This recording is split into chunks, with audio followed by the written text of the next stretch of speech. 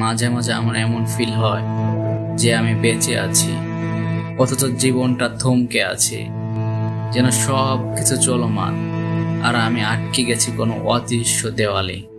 দম আটকে আসে, মনে হয় আমি এক গভীর সাগরের তলায় ডুবে আছি। উপরে উঠতে চাই, কিন্তু কোনোভাবে উঠতে পারছি না। কারোর সাথে কথা বলতে ইচ্ছে করে না, কেউ কিছু জানতে চাইলে উত্তর দিতে পারি না, যেন শব্দগুলো গলায় আটকে যায়।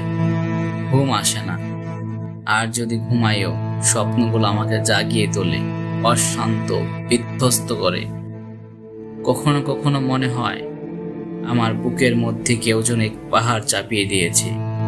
সেই ভার সহ্য করতে পারি না, নিঃশ্বাস নিতে কষ্ট হয়, কিছুতেই মন বসাতে পারি না।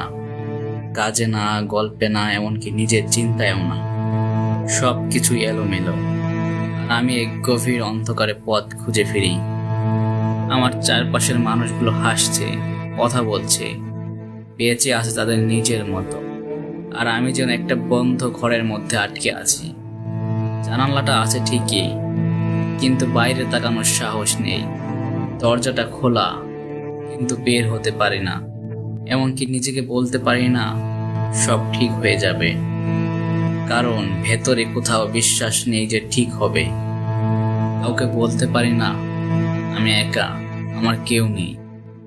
বলতে পারি না আমি ভালো নেই, আমাকে একটু বোঝো। বলতে পারি না আমার একটু শান্তি চাই। শুধু নিজের ভেতর অস্থিরতা নিয়ে ঘুরে বেড়াই। অনেকবার চেয়েছি কাউকে বলতে, খুলে বলবো সব, কিন্তু সেই সাহসটা পাই না। ভয় হয় কেউ বুঝবে তো, নাকি আমাকে দোষ দিবে, তুচ্ছ মনে করবে। তাই নিজেকে নিয়ে এক অদ্ভুত যুদ্ধ করি প্রতিদিন। আমার শুধু একটু প্রশান্তি চাই, ভীষণ প্রয়োজন একটুখানি শান্তি, যেখানে আমি একা থাকবো, আমার ভেতরের অশান্তিটাও থাকবে না।